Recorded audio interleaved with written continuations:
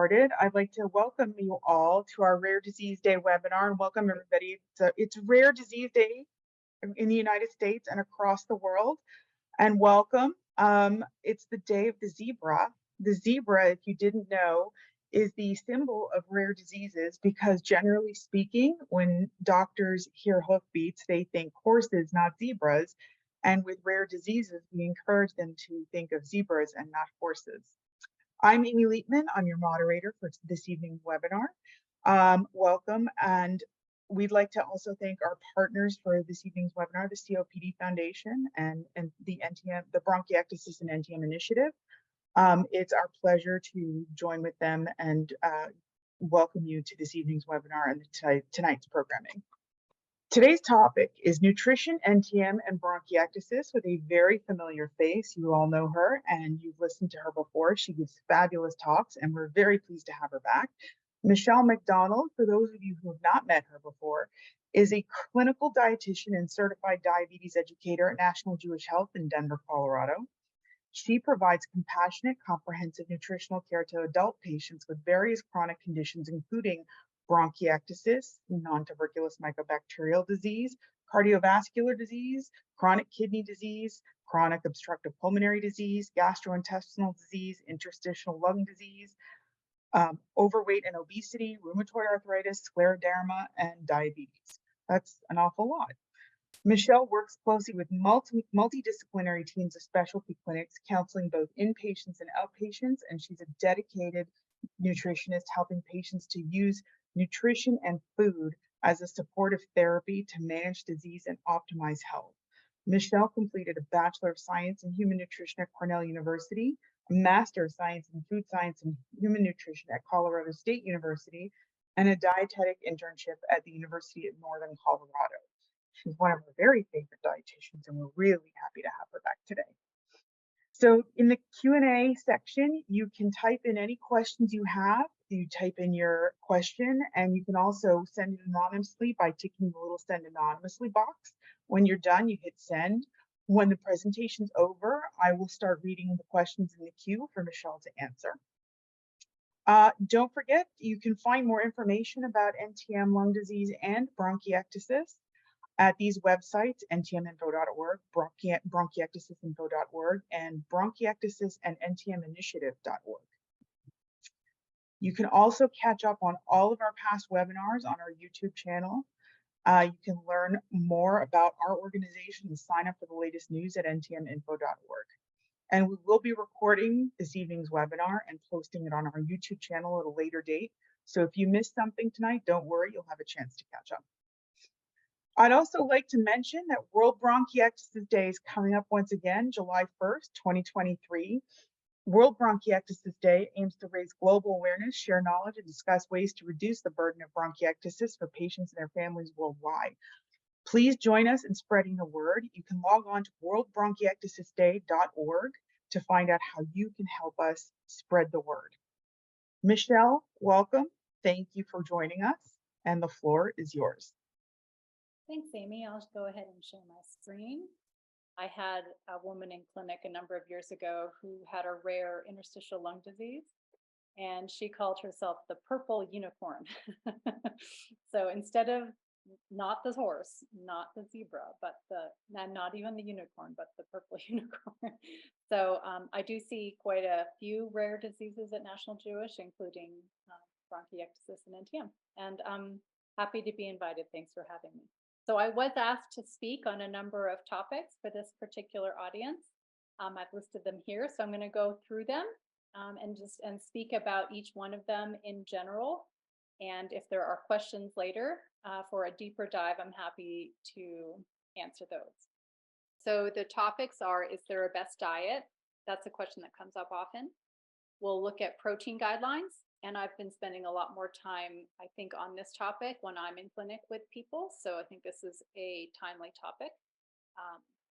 We'll look at reflux, and I'll try and make this practical and help people understand how to live with reflux precautions. I've never actually addressed the nutrition facts label, but that was a topic that I was asked to speak about. So we'll look at that briefly. Vitamin D deficiency. which tends to be common in this population. I will address that as well. And we'll look at daily vitamins and finish up with the question that I get asked many times a week, if not a day, and that is, does milk cause mucus production? So we'll look at that topic. How are we doing in terms of volume? Good, Okay, thank you. I'm glad to hear that. Okay, so let's get started. So is there a best diet? Is there a specific diet that is best for people with bronchiectasis and NTM lung disease? And I believe the answer is a very strong no. There is no one best diet. There is no diet that has been characterized and described as something that's good for NTM or bronchiectasis or even lung disease specifically. And so in trying to describe what a best diet is, I would just always say it has to be personalized, it has to be individualized. Having said that, for this population in particular, my number one concern with any diet, I would say the best diet is the one that helps you maintain a healthy weight. This may take priority over other factors that might characterize a best diet. And that is because we see so much underweight in this population. And it's often a goal for a lot of people to restore weight or to at least maintain weight in order to achieve a healthy weight, which will make them stronger for their lung disease. We know that people or individuals who have a lower BMI or a lower body mass index, they tend to have poorer outcomes with NTM and bronchiectasis. So what does that mean? It might mean that you'll see more disease progression. It might mean that you have more disease in more segments of your lungs. It might mean that you don't do as well with surgery if surgery is needed. In some cases, it's also associated with just higher mortality rates. And to be honest, we don't know if it's the underweight that is a causative factor there, or if it's just that people with more severe disease tend to be more underweight. And so we're not sure which comes first, the underweight or the more severe disease, but the fact that they're linked makes us want to address that. So I would say without a doubt, the best diet is the one that helps you maintain a healthy weight. And that can look very differently. Having said that, I would say a good diet for people with bronchiectasis and NTM is high in protein. Why is that? Because your needs are higher, typically with chronic infection or inflammation. So extra protein helps you meet those increased needs. I would also argue that the best diet is inclusive and nourishing. And what I mean by that, this is a very intentional statement. It's not just a general feel-good statement. I really encourage people to be more inclusive because I see so much restriction.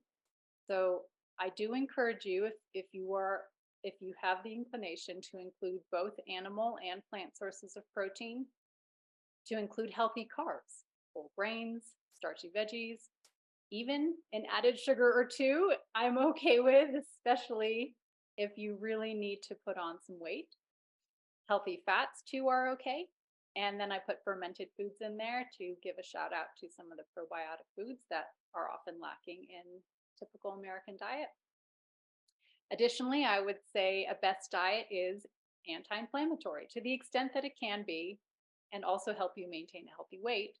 But here we're talking about lots of colorful variety of plant foods, herbs, spices, and all of these things are rich in vitamins, they're rich in minerals, they're rich in fiber and phytonutrients, which may play a role in making you more healthy. I would also say a best diet helps you reduce reflux events. So in theory, you would be mindful of avoiding or limiting reflux triggers and mindful of your meal timing in terms of eating earlier in the day, possibly also mindful of your fluid intake in terms of how much fluid you're drinking at one time and how you spread it out throughout the day in order to minimize reflux events. And as I mentioned at the beginning, it's completely individualized. So maybe you're also concerned about high cholesterol. Maybe you have celiac disease and it's a medical necessity for you to eat gluten free. Maybe you're concerned about high blood sugars. Um, it is possible to take into account all of your individual needs, as well as all of these things, I would argue, and still maintain a healthy weight, but it can be tricky and it can require some attention, intention, and time and effort. Um, and I would say, I would argue it's worth it. Okay, moving on to protein guidelines. Um, and I touched on this just a little bit ago, but with active or chronic infection or inflammation, your needs for protein can be higher.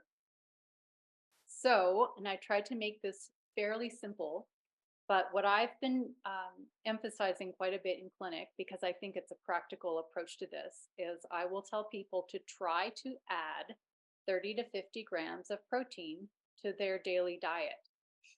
This should help you maintain and restore your immune function, because your immune system is in some ways in overdrive.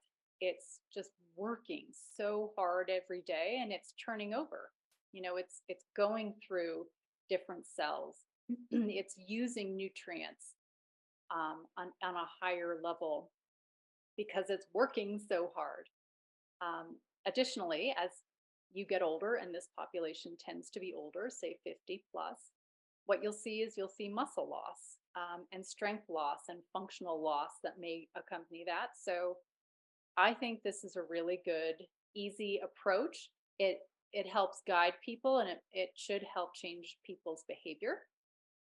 Another way to look at it, so in combination with this kind of simple practical approach, is to try and aim for a total amount of 60 to 120 grams per day of protein, which is higher than the RDA, which is appropriate because you may have increased needs with chronic infection or inflammation. And secondly, try and split that equally at your meals rather than just getting it at one big sitting, which would be hard to do. But there is a rationale behind splitting it equally, and that is if you're able to hit a certain threshold of protein intake at each meal, the thought is, and there's some evidence that suggests that it may help promote protein synthesis overall to a greater extent than if you just eat a lot of protein typically at one meal. So the typical American dietary pattern is not a ton of protein at breakfast, a little bit more at lunch, and then a lot at dinner. And usually you're not the typical American diet doesn't quite hit the threshold at breakfast and lunch, and then it exceeds it at dinner. So the theory is it would be better if you had more protein as almost what I call anchors at your breakfast, your lunch, and your dinner in an amount that hits about 20 to 30 grams per meal. So I think this can help focus people because it's quantitative, it gives a number. Of course, it would be helpful to know how much protein is in food, and I can run through some of that in the next slide. But this does give you a way to start to structure your meals. And I do think it will change how you eat.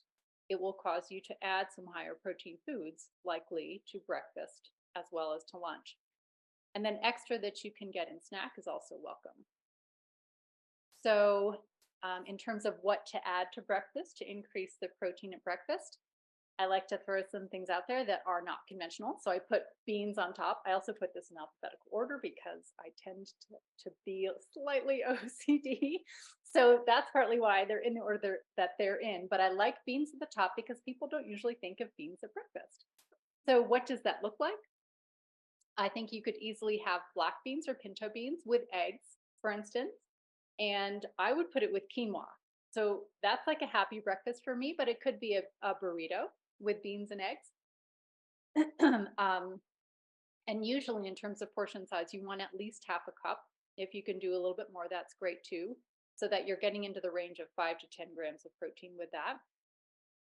Cottage cheese is dairy, and it's a really concentrated curd. It's essentially protein that has been precipitated out. So you have these chunks of protein. A half a cup of cottage cheese is about 12 to 14 grams of protein, so that's a good punch. With eggs, eggs are also purely protein, and then there's some fat and cholesterol on the yolk. But I like to emphasize here that you should do at least 2 eggs. So many people I counsel will have 1 egg as a portion, and I just can't emphasize enough that that's really not enough. And so 2 should be your minimum.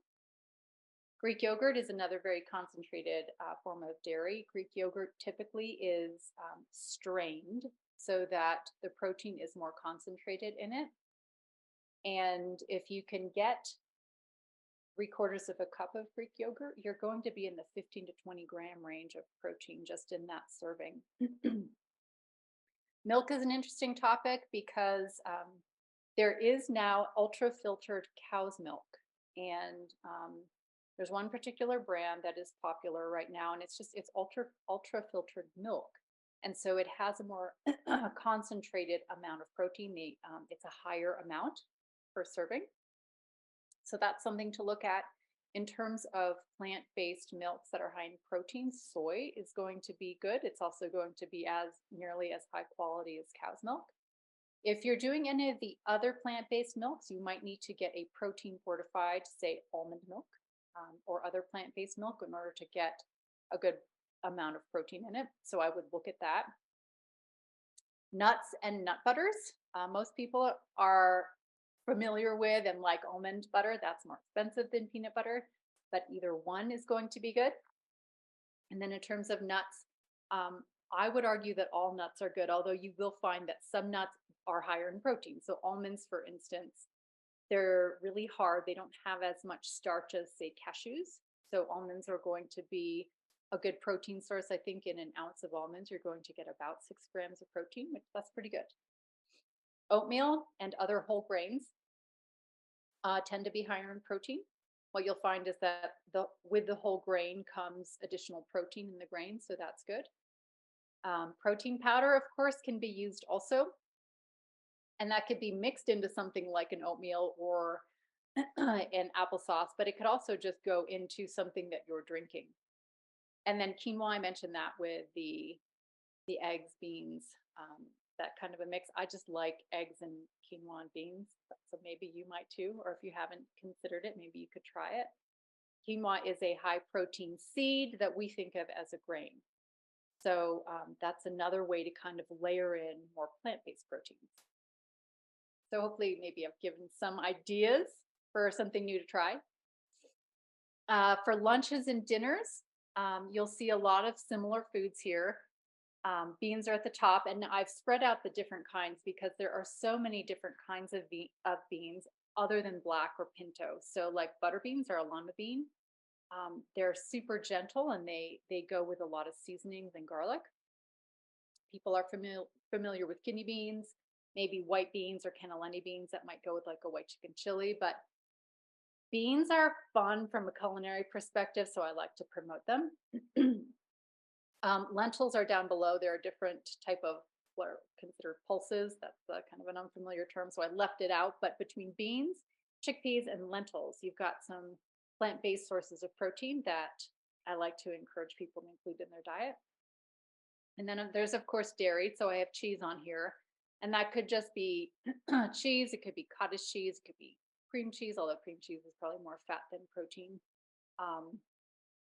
It could be ricotta cheese. There's a variety of cheeses, whether it's low fat or full fat, depending on what you need to do with weight.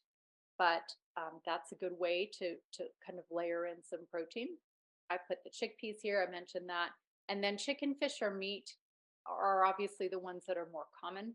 When you're eating those, you want a portion of about 4 ounces because that is between 25 and 30 grams of protein.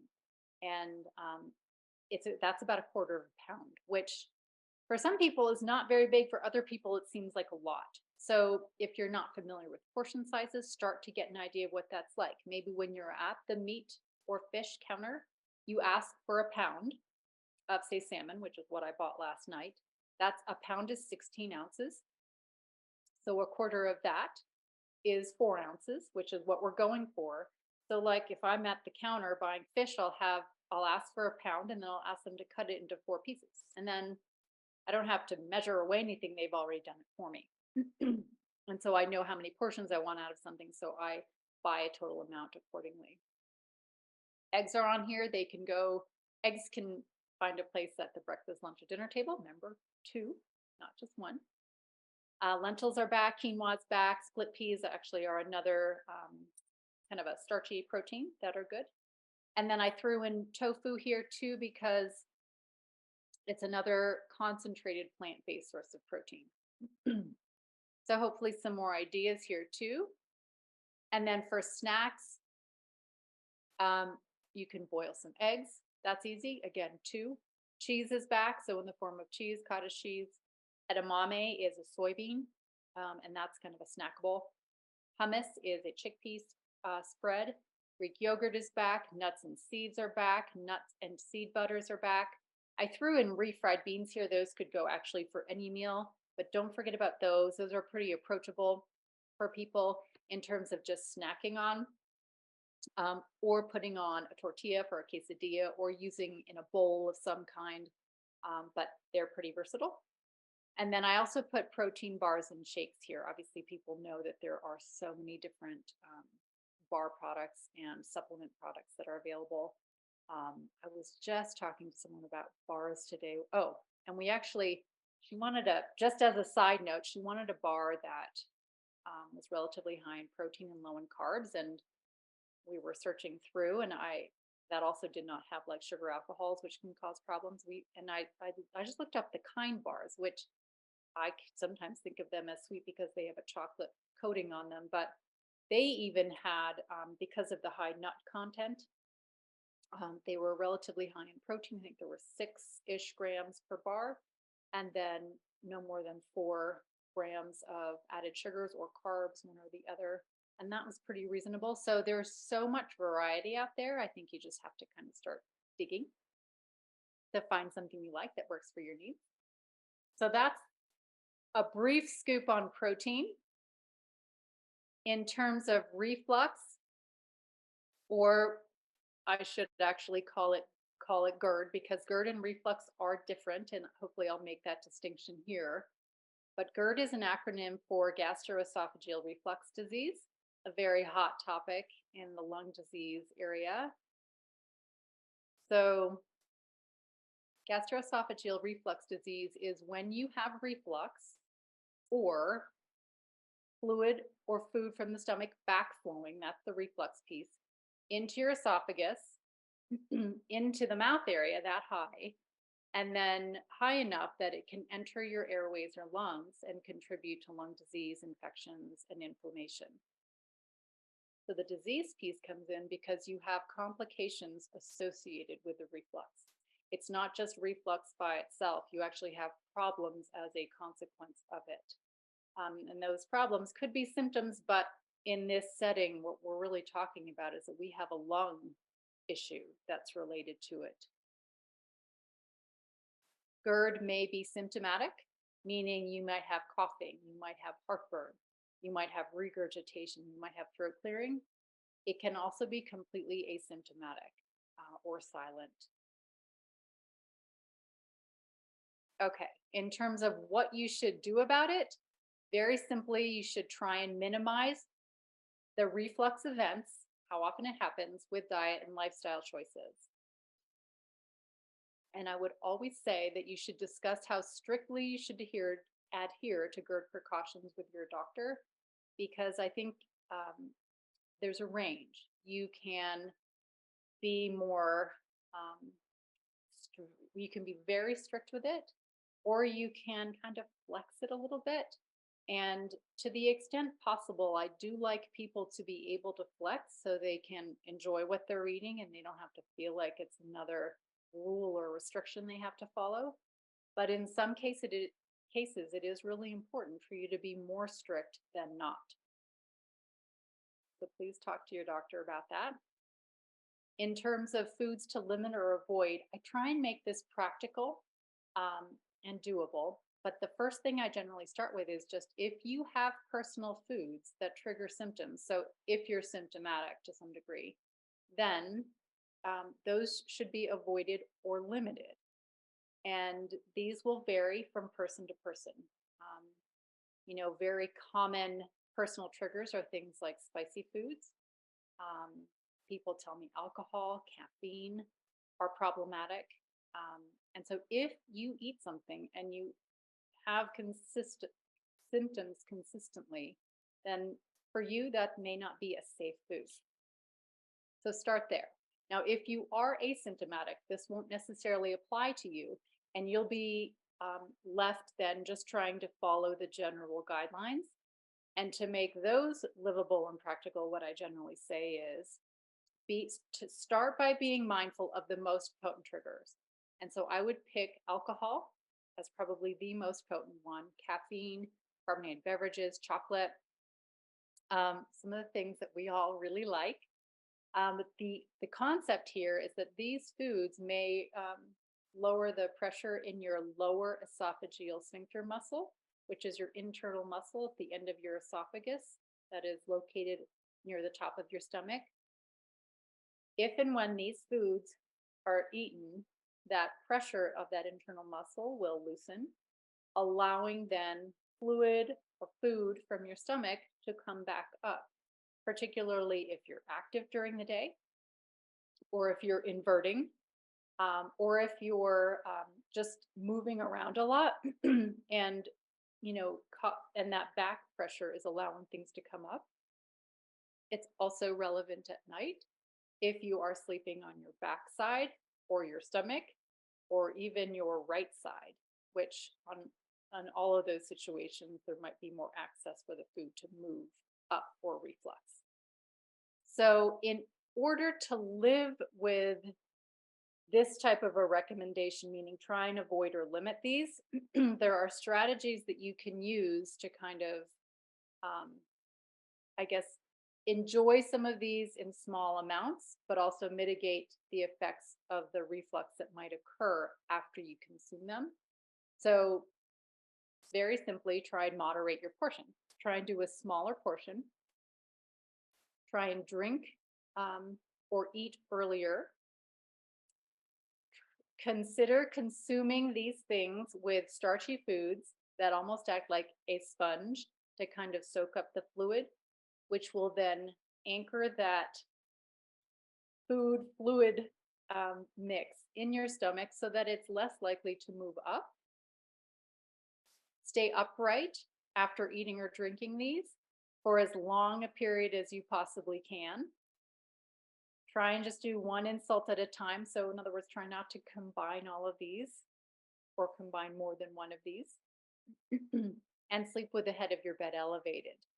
And what that means really is from your hips to your shoulders, you're about 30 degrees or more. And for some people, that means more than just propping yourself up with pillows. It means getting a medical wedge or getting an adjustable bed or sleeping in a recliner even. But those are ways that if you are going to enjoy some of these triggers, you might be able to mitigate the effects. There are other triggers. I just don't see them as potent. And if you're trying to make this livable, I would focus on the top 4 and then also consider these, but prioritize the ones that are the most potent. So a lot of people will complain about citrus fruits and juices, tomatoes and tomato sauce, especially the really acidic types. High fat foods, and specifically the fried foods that are they're fatty, they're greasy. You put them on a napkin, they leave a nice little spot for you, grease spot there. Peppermint or spearmint, spicy foods, tobacco, and vinegar. So these are also common triggers. Okay, moving on to the nutrition label. And I'd love to know if people have questions about this, but in case you weren't aware, the FDA updated the nutrition facts label in 2016. I think the new labels were actually found on foods not until say like 2021, but you'll see them now. So what does it look like? what's highlighted here are the changes. So starting at the top, you'll see that the serving size has been bolded so that it is more prominent. Serving sizes have also been updated, and what that means is the serving size is trying to reflect the actual portion that you are likely to eat. So whereas before some of the serving sizes were made smaller to try and make the nutrition panel appear to be better, the serving sizes have been updated to reflect what is a typical serving size. And so everything on the nutrition facts panel will actually be what's contained in the serving size listed on the label. You'll see that the calories are a larger type, so they're very prominent. And I think that's catering to people who carry more weight and they're trying to lose weight. But nevertheless, it's good to kind of see that pulled out. The daily values, I'm not a big fan of. I'm just going to put that out there. I personally don't use daily values. I find them distracting because I like to know the exact amount. So I'm also detailed. So maybe that's just me.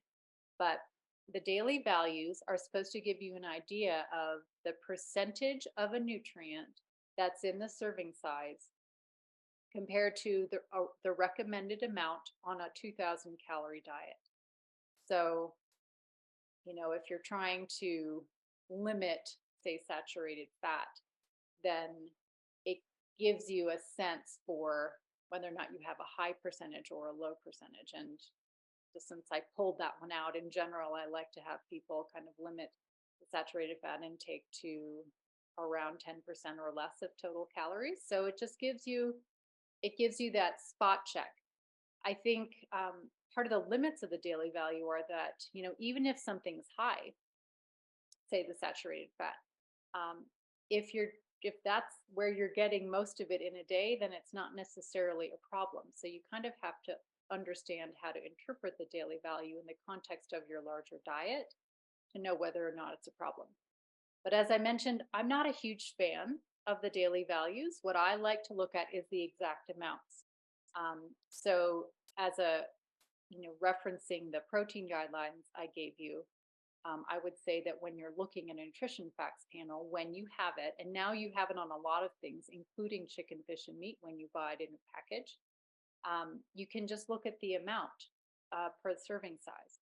So it lists protein here as 3 grams, which is relatively low. But then exactly how much you're getting, and you can kind of apply that towards a target.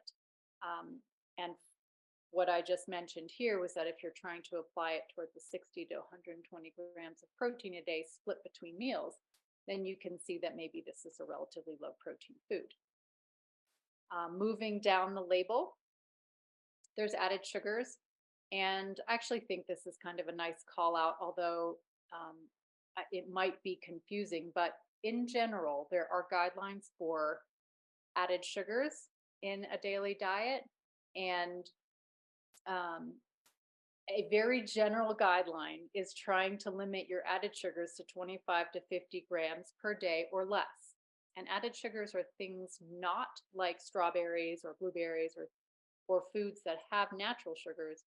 They're things like a cookie or a soda, or even a protein powder for that matter, that might have sugar added to it. It's not part of the natural fiber of the food, it's been added to make it taste better in theory, or maybe have a better texture. So you can use that line if you are concerned about added sugars. 25, I should, a side note to that, 25 to 50 grams of added sugar a day actually gives you a budget. You can have cookies on that. And so there is a place for having an added sugar or two in, say, a best diet, particularly if it helps you kind of top off your very nourishing meals and help you get a little more energy and calories that way. And then down below, they did change the nutrients that are listed. So they pulled out vitamin D, calcium, iron, and potassium, I believe, because those are traditionally low in the diet. And it says they declare the actual amounts. So you'll see that in the specific units. In vitamin D, they give you in micrograms, calcium milligrams, potassium milligrams. And then there's a new footnote, which, I mean, that's a minor thing, but it does say that the daily value tells you how much a nutrient in the serving of food contributes to your daily diet based on a 2,000 calorie a day dietary intake. So hopefully that wasn't too tedious or boring, but I think the things that you could really hone in on are the serving size. In other words, are you eating the serving size, or are you eating less of it or more of it? Because then your nutrient intake is going to change.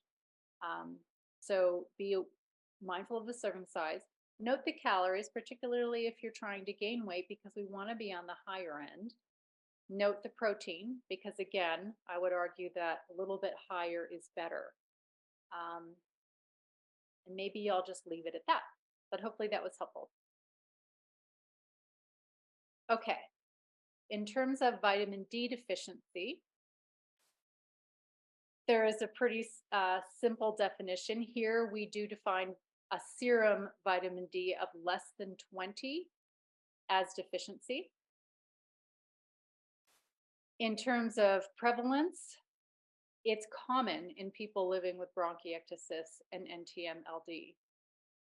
And so I've read numerous studies where 50 or 60% of the people who are included in the study who have bronchiectasis or NTM, they have vitamin D deficiency at baseline. And these are people who are not typically supplementing with it. The significance is that it seems to be associated with lung function decline as well as the severity of your disease. And I've even read, for instance, in this respiratory medicine article, that there's some speculation that it might be almost like a marker of infection or inflammation, not unlike the CRP or the C-reactive protein or the ESR, the erythrocyte sedimentation rate, which are nonspecific markers of inflammation. So there's a question of whether or not it's more of a marker of something than necessarily a cause. We don't know, but we know they're linked. So what to do about it?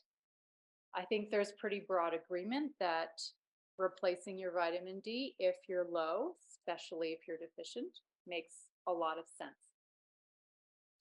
How to do that? And I think this may depend on your particular provider, but what's common in the clinical practice, National Jewish, as well as other places, because I've seen this a lot, but there's a prescription strength repletion dose for vitamin D.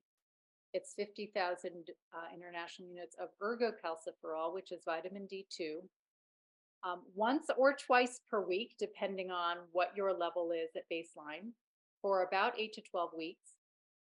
Then the idea is don't just stop and go about and forget about it. You should have your levels rechecked and get on a daily maintenance dose, like 2,000 international units daily of vitamin D3 thereafter, and monitor.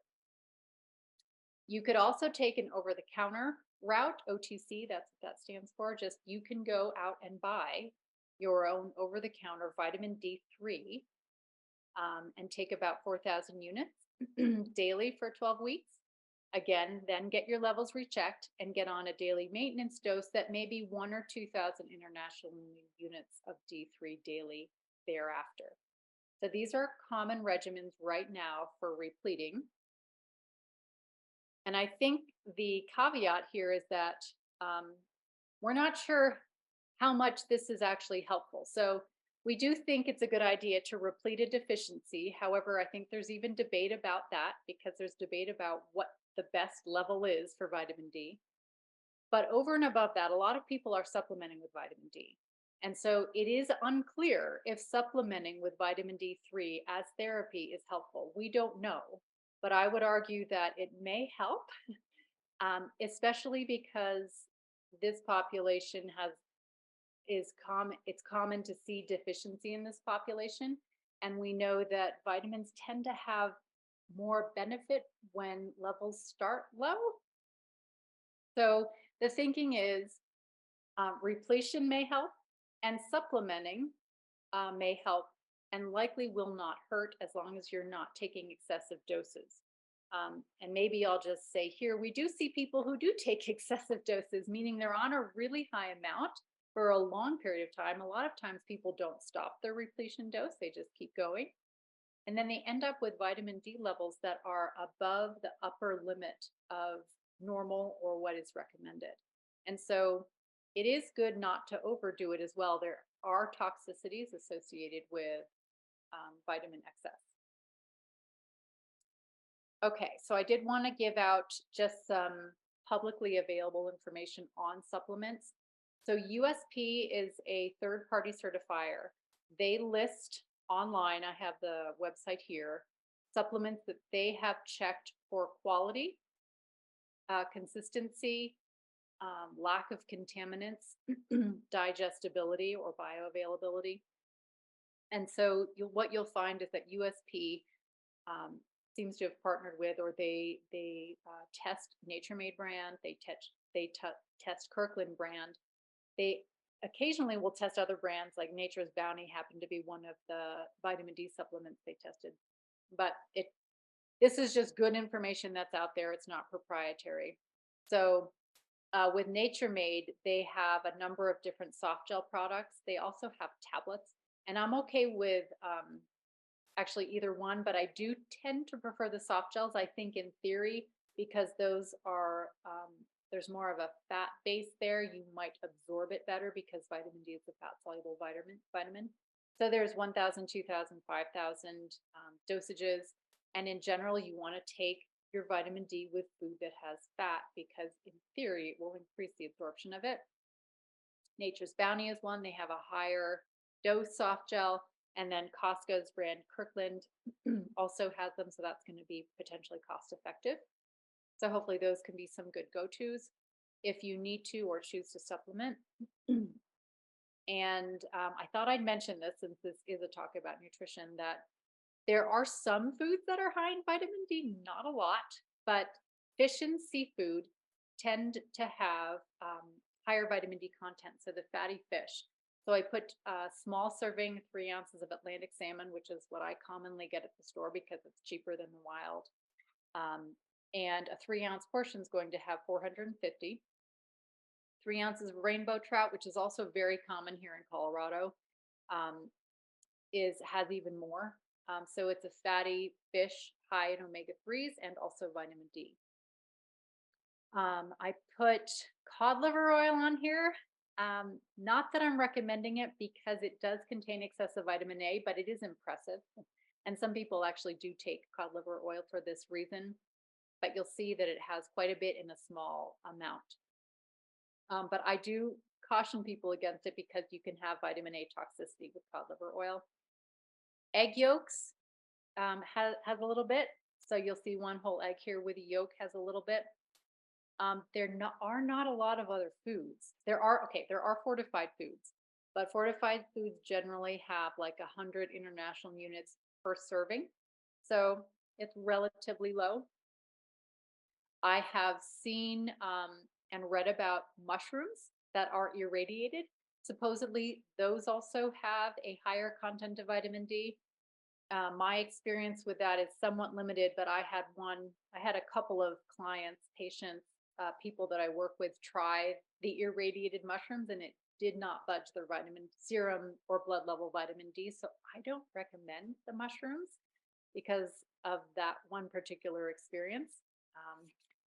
But certainly the mushrooms wouldn't hurt, and maybe there is a marginal benefit there. But those are among some of the foods that you'll read about that are high in vitamin D. We really evolved to get vitamin D in our skin through exposure to ultraviolet sunlight, but most people are wearing sunscreen, which might lower the amount of vitamin D that's converted into an active form in your skin. And we don't always get sun during different parts of the year. So there's going to be seasonal variations as well. So hopefully that's some other helpful tidbits. Moving on to daily vitamins. Does it make sense to take them? And I would argue that because your nutrient needs are higher with chronic infection. And why are they higher? Because your system, especially your immune system's in overdrive.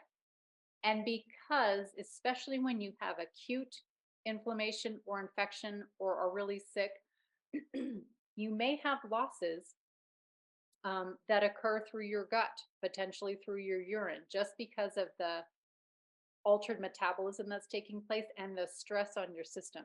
So your needs are higher because you're using you're using more of the nutrients. You might be having some losses. So yes, I would argue in this setting, it's sensible to use a daily multivitamin, multimineral. And I would have you consider a third party certified one. And USP on their website lists the Nature Made, No Surprises, and Kirkland brands that they have certified. So, and there are others.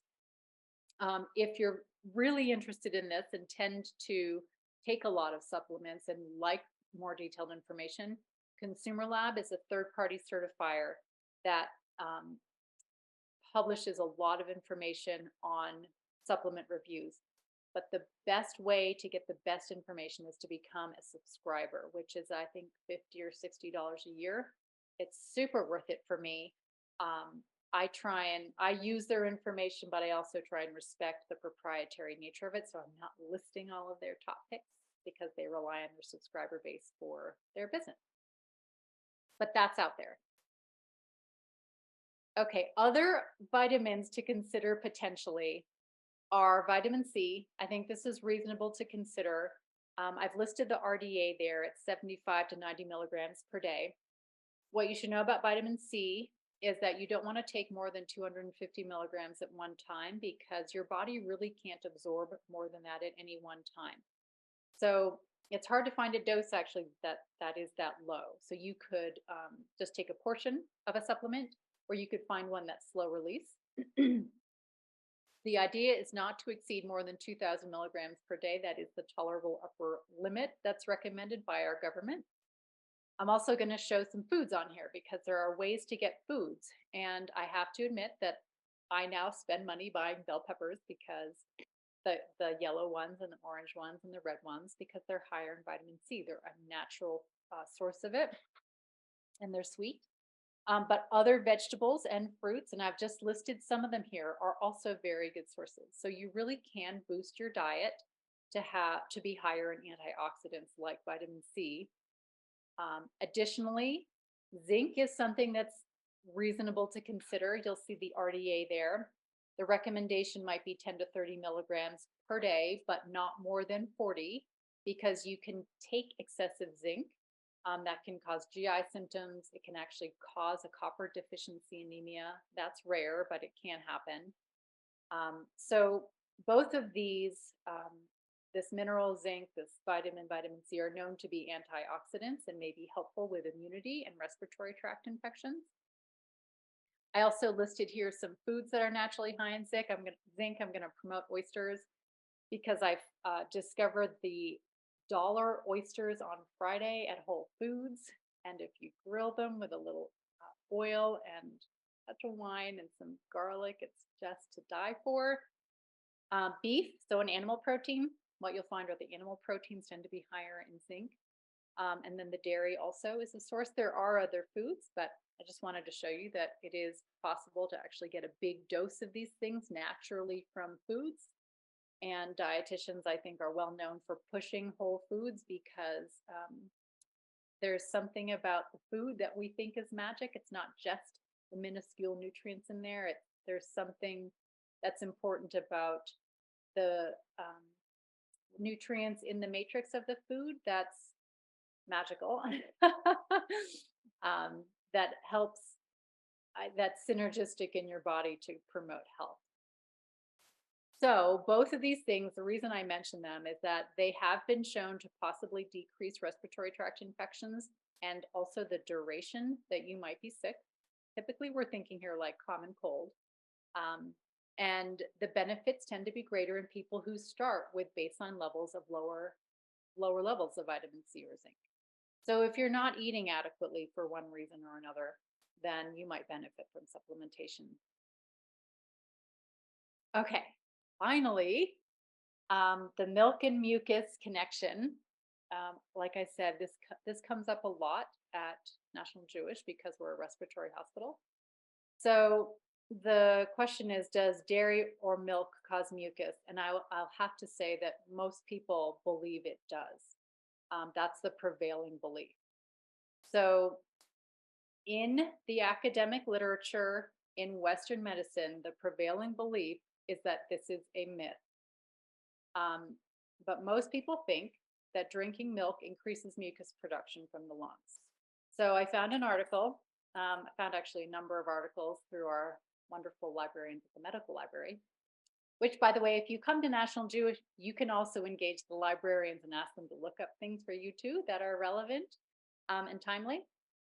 But there was an article that kind of just that put this in context and said the first known writing or connection between milk and mucus was in 1204, or that actually was the death of the person who presented it in his treatise on asthma. So this Moses, Maimonides, I can't pronounce it. He's a physician in Egypt, and he presented the idea in a treatise on asthma. This has propagated for hundreds of years. Here now, almost a millennia, and even Dr. Spock picked it up. And in the current Dr. Spock book, I have read that the idea still exists there. So this idea has been put out there, and it's traveling now, not only in the written word, but by word of mouth. And I think the way it's talked about in the academic literature is that the more people talk about it, even if it's not true, the more it becomes true. So the more it's spoken about and transferred from person to person, and the more familiar it becomes in our daily lives, the more it seems like a truth. But the quote from the article was kind of an explanation for why that association might be out there, and the fact that there is no evidence of that. So the quote is essentially, while the texture of milk can make some people feel their mucus and saliva is thicker and harder to swallow, that's kind of where the connection seems to come in from a personal experience. There is no evidence, and indeed evidence to the contrary, that milk leads to excessive mucus secretion. And this was Dr. Ian M. Balfour Lynn. I think he's in the UK. I put the resource there. This is, let me go on to explain, just to make this clear, because I thought this was somewhat interesting. Sometimes when you understand the argument, when they give you the why, it's helpful. Maybe it makes it more convincing too. But the idea is that milk is an emulsion of fat, also protein and water. And so it has kind of a thickness to it because of that, the things that are in it, the fats, the proteins. This then mixes with your saliva, which also contains mucins. These are other proteins that have viscous and elastic properties. So you're taking two substances that tend to have these thick qualities. These things can form an aggregates essentially, an emulsion, and they can coat essentially your mouth or your throat, and it can feel thick. And so the Mayo Clinic also has a post online by a physician with their practice that agrees that the problem with milk may be that it's a sensory trick. She says the same thing, just in more lay terms. But essentially, she says on the website, and this is a quote, milk and saliva in your mouth create a somewhat thick liquid that can briefly coat the mouth and throat. The sensation that lingers then may be mistaken for increased phlegm. So that is the thinking in the medical academic literature. And that is what we teach. So I would say don't discriminate against dairy on the grounds that milk or dairy produces mucus. There might be other reasons why you choose not to drink milk, and that's okay. But I would teach that it's probably on balance more beneficial to keep it in your diet, particularly as a good source of calories protein and other nutrients than it is to keep it out, especially if the main reason you're keeping it out is because of a concern for mucus production. And I did it. Any questions? Yes, and we have questions. Let's Okay. get started. Okay, good. I'm Um, gonna- so how do you feel about making fermented foods like kefir, yogurt, or sauerkraut at home? That's a really good question. I think I like it.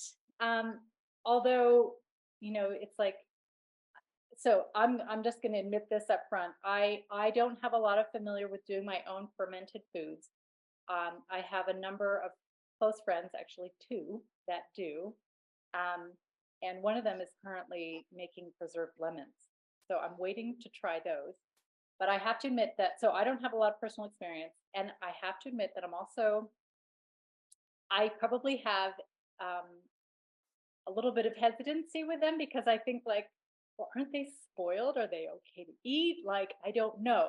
And so without having looked into them further, I think my answer is, like, I can understand why you might be squeamish about it, especially if you feel maybe similarly to me. But I think they're very healthy for you. So I'm okay with it. Now, the downside could be, as I'm walking through this, thinking through this, is we don't necessarily want you aspirating those foods. So reflux precautions in place, I think those would be considered healthy foods.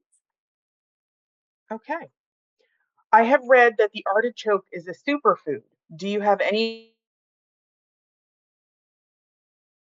Amy, I think you cut out there. Unless, did I cut out? information on this vegetable where you could either recommend incorporating it or not into one's diet? Okay, so I think the question or the comment is that artichokes are a superfood. And do I have any recommendations or information about that? And then recommendations about incorporating them into the diet? Is that what you said? I'm sorry, it looks like Yeah, you're coming in and out um, for me anyway.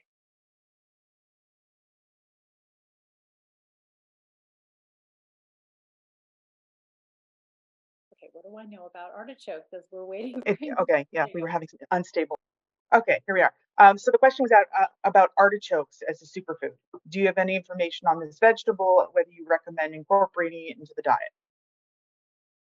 Okay, what do I know about artichokes? So, They're uh, excellent grilled. right? And I know that.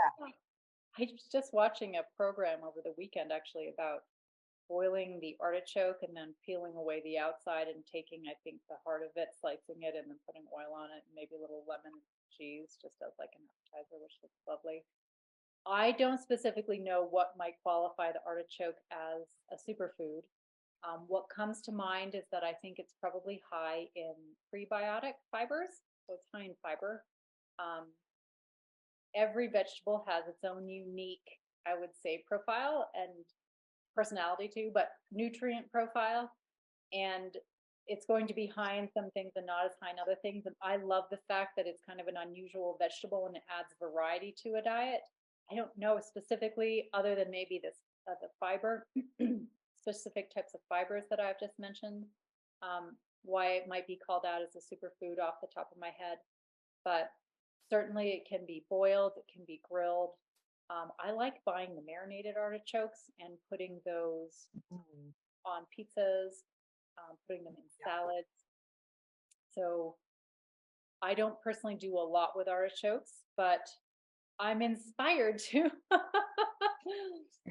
I'm getting hungry now. Um, a national Jewish doctor recommended on a previous webinar that we should take NAC, which I believe is N-acetylcysteine.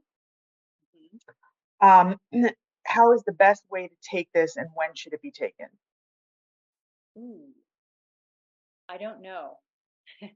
I See, would actually say that that's probably something you should discuss with your physician because acetylcysteine is actually an FDA regulated and approved drug and was an FDA approved drug long before it was used as a supplement. Um, thank you. so Um, I love that it's a national Jewish doctor. I feel like I need to know it now. I need to know. It's used as a mucolytic. I've actually had it prescribed for me to use as a mucolytic nebulized. Yeah. And it's very effective, but it is, like I said, it's actually an FDA approved drug. So if you're going to use it, you should definitely be discussing it with your doctor first. And so- Yeah. My son has bronchiectasis and is 8 years old. Do these guidelines include children? Aw. Um, so these are primarily for adults, but I'm trying to think about what might change, so maybe if I can just talk off the top of my head. Um, the best diet, what I said, I actually think still applies to him. It's gonna, from my perspective, he's a growing boy and his needs are higher because he's growing. And he's a boy, he's probably super active. But he's growing as any child would be, so his needs are higher because of that. And if he is having these periods of infection that are recurring, then that's going to potentially set him back. Um, and so his in a high protein diet and a nutrient dense diet to support his growth and promote his immune system is what we need. So I think that applies. The protein guidelines are probably a little bit too high for him, although they might not be out of the question, to be totally honest, given his higher needs with growth. I'm not super concerned with too much protein. Often with kids, and I'm just speaking generally, in this culture, they like carbs. So getting those proteins in are really important. So, I'm still liking the 20 to 30 gram. Maybe you could err on the side of a little lower, 20 grams per meal, but I think that applies. Um, reflux precautions, certainly, like, depending on what his doctors think about the the amount that reflux might be contributing to his disease, that might also apply. Vitamin D deficiency, again, I think the definition still applies. Um, I don't know about vitamin D status or deficiency in children as much, but it might be close to what I presented. Um, what else did I talk about? The multivitamins. I definitely think he would benefit, as most growing kids would, and then throw infection on top of it. So I think that applies. Same thing applies to milk and mucus, actually. Quite a bit of the literature when milk and mucus comes out of the pediatric populations, particularly asthma or other respiratory diseases. So I actually think a lot of it does apply. Maybe some of the numbers are on the higher end with protein, but I certainly think it's a priority to try and get more with kids because I think that can be a struggle. Okay. Hope that helps. Will the protein increase affect the kidneys? I end up with cloudy urine when I supplement with powdered protein. Oh, that's interesting. Um, so I think in general, my answer is going to be no, especially if you do not already have chronic kidney disease or a kidney issue. Um, if you have chronic kidney disease, there might be reason to look at how much and the types of proteins you're eating. But if your kidney function is fine, then I am not worried about it. And why you have cloudy urine when you have a protein powder, um, uh, I don't know, but I am not worried about your kidneys. Okay. Mhm. We had a session and spoke about breakfast with a protein shake, but have been reading from Harvard studies and others that they are not true protein and not absorbable. What is your thought? Hmm.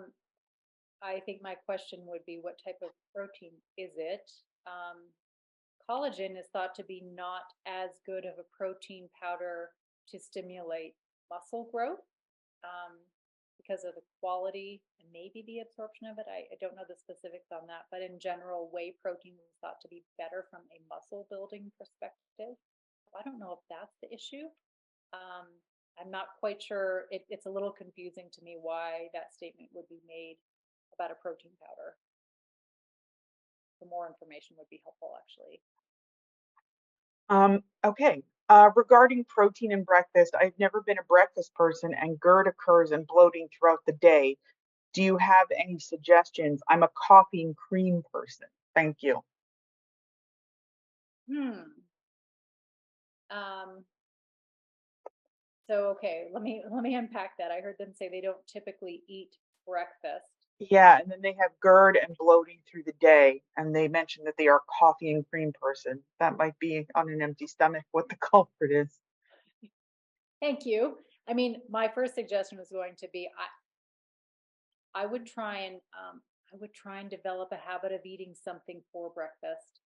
Um, because I think it's going to help you establish a regular meal pattern that's going to set you up to maintain a healthy weight and get in more nutrition and protein. Um, and maybe it would help minimize the reflux because you'll have something on your stomach rather than just coffee. Um, so I'm telling you to do something you don't normally do. It's really about establishing a new habit. And then in terms of being a coffee and cream person and having reflux and bloating throughout the day, just speaking about reflux, certainly the caffeine could be a reflux trigger. So taking that with something spongy or starchy, as I just mentioned, and then watching your body position, watching the other types of foods that you eat during the day. Um, I yeah, I feel like what I said in the section would actually apply to you. So watch for the trigger foods and try and mitigate their impact from a reflux perspective. Okay. Yeah. Is drinking Boost or Ensure a good way to get additional protein? Yes, very much so. If you are okay with the ingredients in Boost and Ensure, some people find the ingredients offensive because of the additives primarily. Um, I would argue that on balance, especially in people who really need to put on some weight, they absolutely are more beneficial than they are harmful. If you have the luxury of being choosy or picky or selective about your supplements and maybe also have the budget for it, although Ensure and Boost can be expensive too, but there are plenty of ways or boutique more all natural, more organic, fewer additives supplements with those qualities that you could also choose. So I 100% recommend Boost and Ensure because I've seen what it can do for some people. They can be life saving for some people, and I do think their benefits, as I mentioned, can outweigh their costs in certain situations. Is peppermint okay on a GERD diet? I know, right? So peppermint is not necessarily one of the most potent triggers, but it can be a trigger, and so the idea is try not try to moderate it. So it is considered a potential trigger. The idea would be to do it in moderation. Do it early in their day. Do it with foods that are going to soak up, say it's mint tea or mint come in. I don't know if people are taking supplements, but take it with foods that are going to kind of anchor that food in your stomach. Stay upright after taking it if you're going to take it, but really try and moderate it. Pick a different type of tea, for instance, or a different gum, um, as an example, the flavor. Okay. CBS News just issued a warning this evening on the use of stevia or other sugar substitutes. Do you have any comment? And also, they are asking about the limitation of salt. Should they be doing that, I guess? What's the first question? Who issued? Did they say the CBS News just issued a warning this evening on the use of stevia or other sugar substitutes. was that CBS News? Is that what they said? Yeah, CBS News. Oh, okay. So, um, I think what I so I'm not familiar with the story. I will go check it out. Um, I consider stevia to be actually one of the safest, so I'm not sure why that was on the list. I don't know the issue. Maybe there is a new issue that I'm not aware of. Um, but but um, there are a few. Uh, so most of the sugar substitutes have been FDA approved as generally recognized as safe. However, some consumer watchdog groups still aren't so happy with a lot of them. But stevia, I believe erythritol and monk fruit have been called out by the Center for Science and Public Interest as actually relatively safe compared to the other ones that this particular nonprofit has concerns with. So I generally recommend those. Um, and I'm okay with those as long as you don't necessarily need those calories to maintain a healthy weight. So I do encourage people to to avoid diet foods or sugar substitutes if they need to gain weight. But if that's not an issue and you're able to kind of pick and choose, I personally, as of right now, I'm okay with stevia, erythritol, monk fruit. Um, and I'll look into the issue. Regarding sodium, and this, my general feeling on sodium is that it may be prudent to limit sodium from a bone health perspective, not an infectious disease perspective or respiratory disease perspective, but there is a good rationale behind limiting sodium to preserve the calcium in your bones. There's essentially just in the kidneys, when you sodium load, your kidneys are going to have to get rid of that sodium, and they couple the removal, elimination of sodium with calcium that will come from your bones if needed to excrete the sodium. So low sodium makes sense to preserve bone health, which tends to be an important issue in postmenopausal women, which is a lot of people that I see with bronchiectasis and NTM. So for that reason primarily, I would say maybe be careful with your sodium. But there also are people who have high blood pressure and tend to retain sodium, fluid.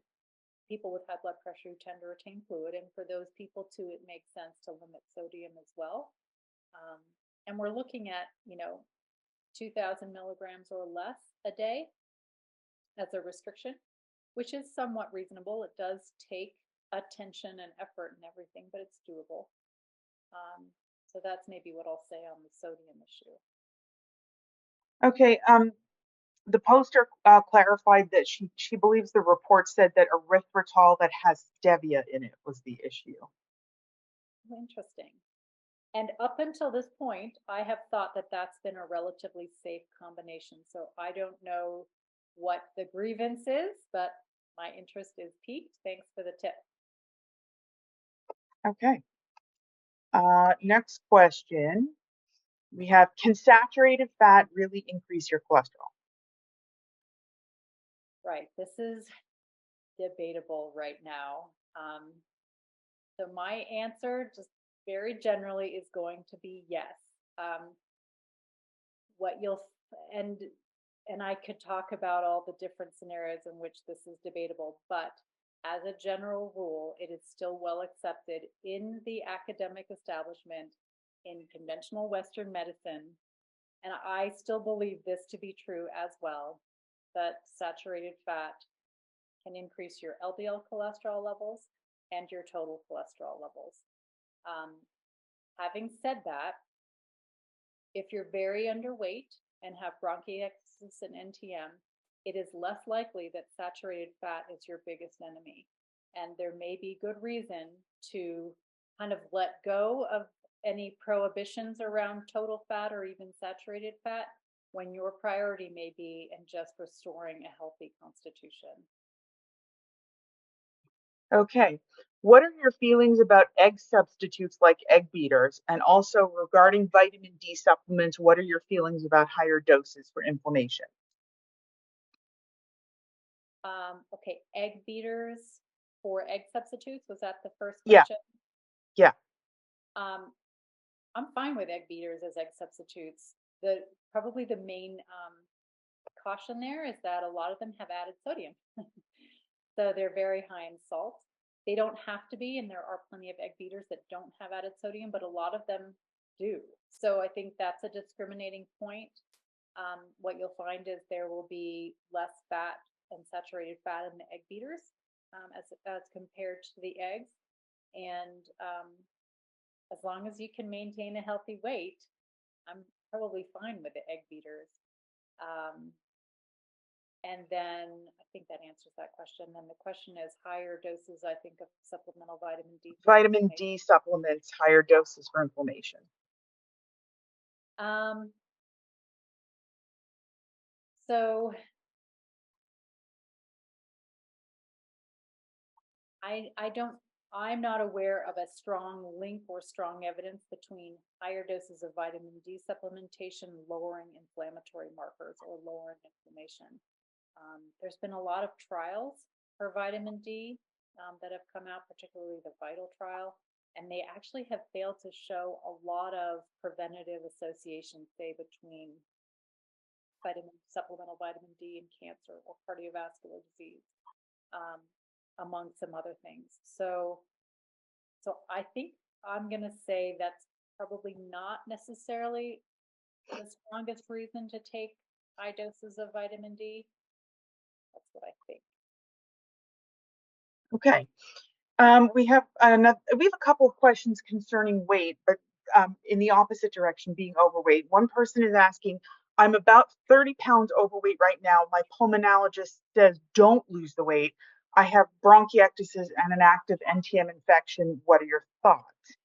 And then the other question that was posted, what are your thoughts on being overweight with this disease? Lose the weight or keep it on? I know that is actually these are good questions. So because they're unusual in some sense, we usually see a lot of underweight, but there are people who carry extra weight for one reason or another. And here's what I generally tell people. When you are actively sick and actively inflamed, because I think this particular person said they had an active NTM infection. Yes, and Yeah. bronchiectasis. Yeah. So if you're in an active flare or you're actively treating an active infection, which can take quite a long time, and especially if you have inflammatory markers like the C-reactive protein or ESR, or others that are demonstrably high on your blood work, then I would say that is not the right time to intentionally lose weight. And the reason is when you have inflammation like that, your body is in breakdown mode, and it's breaking down your lean body mass, your muscle mass, and possibly other things like your bone density, but certainly your muscle mass. And if you decide at that time to restrict your intake and give your body another reason to break down more of that lean body mass, then it's going to do it. And so you're at higher risk, okay, with an active infection, active inflammation. That is not the right time to restrict your intake to try and intentionally lose weight, because I would argue you're putting yourself at a higher risk of losing lean body mass or muscle mass, which is number one, something we don't want you to lose. And number two, it's hard to recover. So don't lose weight at that time. Once the infection has resolved, you're feeling better, maybe the inflammatory markers have come down, maybe now you're off the antibiotic, that's a good time to tackle your weight management goals. Okay, yeah, somebody else is actually asking another question concerning weight. They're asking what's considered a healthy weight when you have lung issues? Yeah. Okay, wait, but there was a second question to the last set of questions you asked me. And They were along the same vein, like if they're overweight, should they lose the weight or not? It was kind right. of along the same vein. Okay, I have one comment. I have just a little extension there, and then I'll get to the other question, which I might have you repeat just because my memory right now bleeding. But um, if you have overweight and you'd like to lose weight, I would pick the right time. In other words, when you're not actively fighting an infection and inflamed.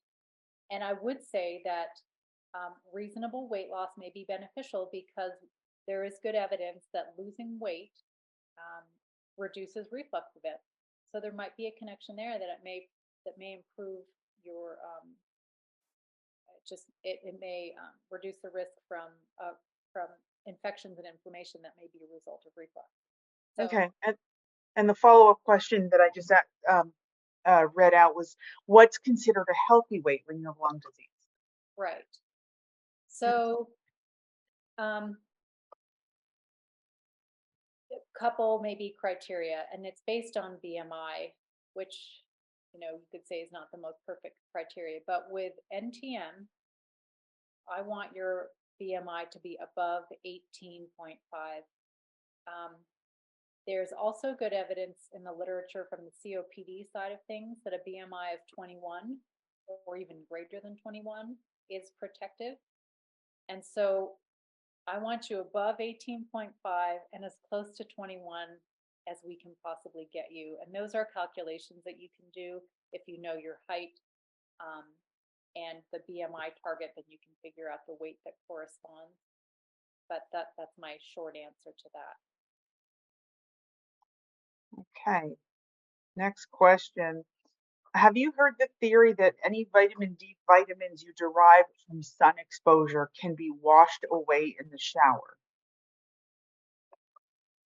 That sounds like crazy talk to me. Sorry, I think that's wrong. I mean, it's the exposure in your skin's happening internally. It's not on the surface. Right.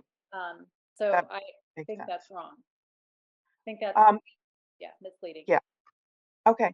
A recent blood test showed high copper levels. This may come from a multivitamin I've been taking. My doctor doesn't seem to be worried about it, but the level's higher than what is recommended, so I've stopped taking the multivitamin. What are your thoughts on that? Yeah, I would say you might be taking excessive amounts of copper and maybe some other things that are in that multivitamin. A lot of multivitamins contain too much of the nutrients.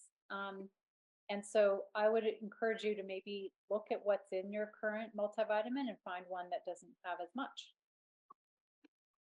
Okay. Next up, does drinking non-fat or low-fat milk rather than whole fat or higher fat milk produce less mucus?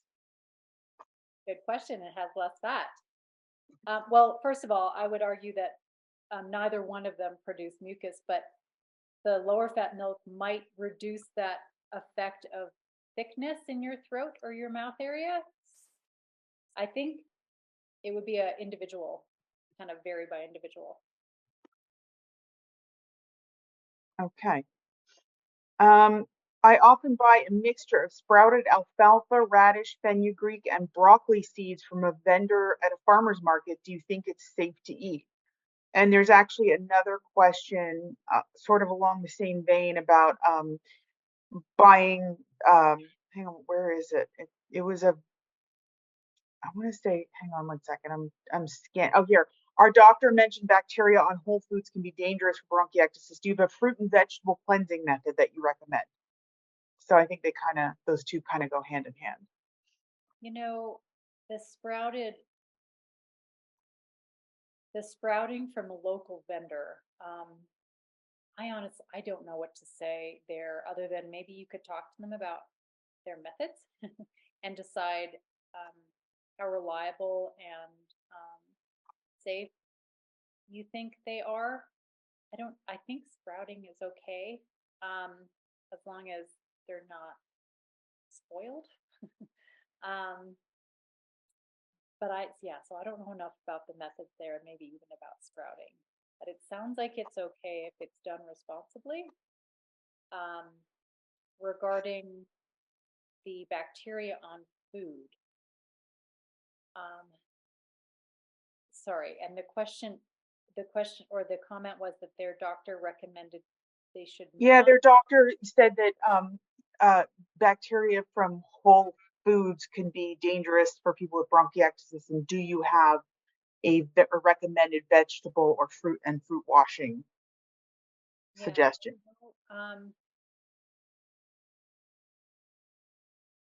I'm thinking through this. And maybe the thought there is that they don't want this person to eat the food and then reflux the bacteria into their lungs. I'm not sure. But if you want to clean off your produce, I think you could probably do a good job with just plain water. You might, other natural remedies for cleaning might be some of the plant-based soaps. That might be an option, just a little bit of of some of the soaps that just contain naturally plant-based compounds. Vinegar could be an option. Of course, there's going to come with a taste with that, so you'd have to rinse it off. But I think that would be those would be my recommendations. Okay. And We have then some, prevent oh, reflux, of course. Sorry. yes, yeah. We Mhm. have somebody asking, should we take probiotics daily? Should we be taking them daily? If you choose to take them, I think the way to take them in a supplemental form would be daily, um, because you want kind of that consistent interaction with your gut to help colonize it and promote a good quote unquote balance. So yes, it would be daily. Okay. Somebody's asking, can you speak to water intake? I live in an area with less than 20% humidity, which makes it harder to breathe. Mhm. Mm-hmm. So in terms of drinking water so that they're hydrated, yeah. Um, well, and maybe if you're trying to follow reflux precautions and not just drown yourself, the goal would be to try and find that balance where you are hydrated. And some of the indications that you're hydrated are, I think that your urine is mostly clear, so it's not really dark and concentrated. And also your skin, is not tenting and not super like mine is right now because I'm dehydrated. But if you can hydrate to the point where you are hydrated and then not overdoing it, if you can find that balance where you're moderating intake so you are hydrated but you're not excessively hydrating, I think that's what I would try and do. And that would Okay. depend. We have a couple of questions about honey. Somebody's asking, is honey good? My answer to that is always yes. But another person is following up with, my pulmonologist suggested honey as a natural expectorant. I've been putting a heaping teaspoon in my tea. What would be a good serving size, and is once a day adequate? Oh, that's interesting. So I like honey too. um, I just because I like sweet. Whether or not honey is good for you probably depends on the amount. It is an added sugar, so but in this population, probably not a big deal. There are trace amounts of other nutrients in honey that I guess you could argue that yeah, there's these nutrients that might help minerals, for example, probably other fibers, other phytonutrients and compounds. So is it good? But maybe from that perspective, it's sweet, might be adding some extra nutrients in there, and it's adding some extra calories, which for a lot of people is a good thing. Um, so regarding whether or not it's an expectorant, I don't know. I think that's interesting. I haven't heard that before, but I don't. And it sounds like you're putting a heaping tablespoon into tea, right? So um, as long as weight management, sugar management issues are not your primary concerns, I think that's fine. You're sweetening your tea. Maybe it's an expectorant. It certainly feels good going down and it's soothing. So there are benefits. I hope that answers that question. Thank you. Yeah, I think, yeah, like I said, honey, yes. Two thumbs up. Are there any foods you would recommend avoiding besides those discussed that contribute to GERD?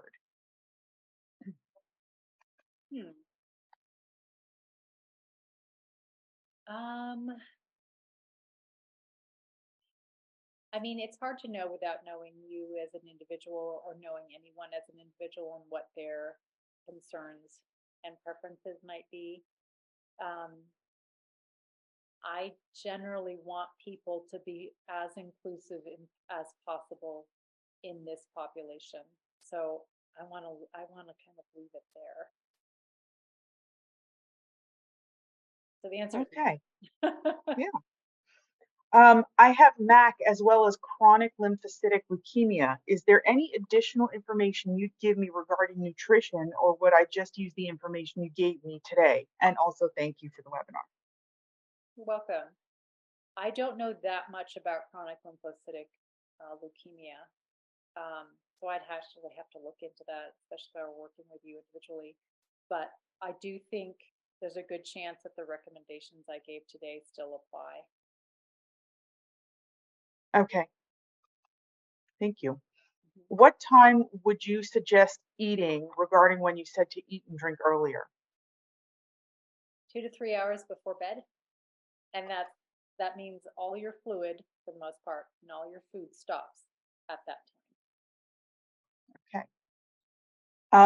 We have another quick question on honey. Any thoughts on Manuka honey? I know Manuka honey. Um, I, is this like the holy grail of honeys? I don't know. I You bought know, some great regular orange blossom honey at a an art festival this weekend. I was like, it's honey. I Yeah. know, and I mean, I I traveled to Sardinia, which is a little island off the coast of Italy, and I bought the most wonderful like wildflower honey, and it was local to the area, and the flavor was exquisite. So these different honeys that are local to the area just seem just fantastic to me. Regarding Manuka honey, um, I know there have been like a lot of healing or new nutritive qualities attributed to Manuka honey, and I honestly I don't know right off the top of my head. Um, and maybe I should just go on. It's honey. It has to be good for you. Oh, did I just scare another? Okay, No. Oh, right, here we right. I go. was like, what Look at just that. happened on my screen? Um, yeah. So I can't speak actually directly to Manuka honey, but people rave about it, and I can't remember all of the reasons why. Um, but I am thumbs up from a number for a number of reasons, as I mentioned. Okay. Somebody's asking about Premier Protein Shakes. I guess that's a brand that has 30 grams of protein. They're vegetarian and are having a hard time getting the protein they need. So I'm guessing Premier Protein Shakes are vegetarian. Um, I'm not sure that they are. I feel like they have whey protein in them. So that's oh, I don't maybe know. I think that's one thing to check. I think it's 30 grams whey protein. Those protein shakes a lot of people like. They like the taste of them. Um, I wasn't aware that they were vegetarian, so I would just I have to don't double know. check that. And what I was going to say is they tend to be used in the context of people who want to lose weight because they're very high protein, low calorie. So I don't generally recommend them for this patient population because they don't have enough calories in them. However, having said that, they could be supplemental and helpful. So I'm not saying if you like them, you should not use them, but just be aware that there are a lot of other options that are higher calorie and that are plant based. Um, so you might want to kind of look at some of the other options. And you can also buy your own plant based protein powder. There's a lot of pea based protein powders. There's brown rice, there's hemp, there's peanut butter, protein powder. I mean, if you want to go exotic, I think there's even, oh no, that's not vegetarian. I was gonna say there's cricket. I was reading about protein powders. Cricket, Yeah. Um, oh, unusual. yeah. Yeah, I guess you have to look at the label for each one, I guess, Mhm. individually. All right, last two questions. First one, do you take multivitamins for several months and then take a break, or do you take them all the time? Do you just take them daily? You take them daily. Okay. Your needs are And met on a daily basis. yeah. And is ginger an anti-inflammatory? Does it help with GERD and digestion? So I haven't done a deep dive on ginger, but kind of like turmeric, um, I do think there are anti-inflammatory properties of it. I just don't know all of the details. Um, does it help with digestion? I don't know.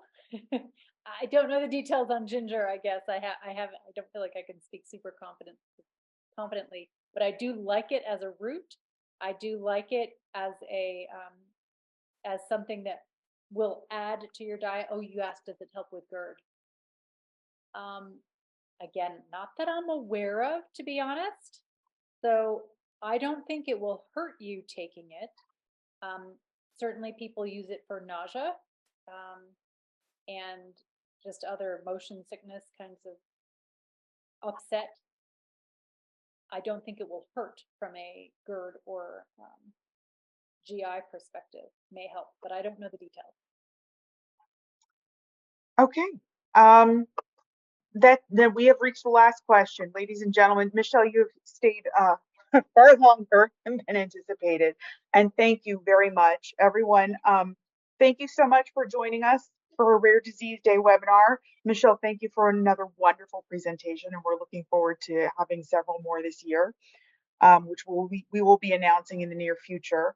Once again, worldbronchiectasisday.org. Make sure you log on, visit that website, and watch for more news about the upcoming events for that. Everyone, thank you again. Have a wonderful evening. Have a great rest of the week. And we will talk to you guys soon. We're looking forward to seeing you again at the next webinar. Thanks again, everybody. Have a good night.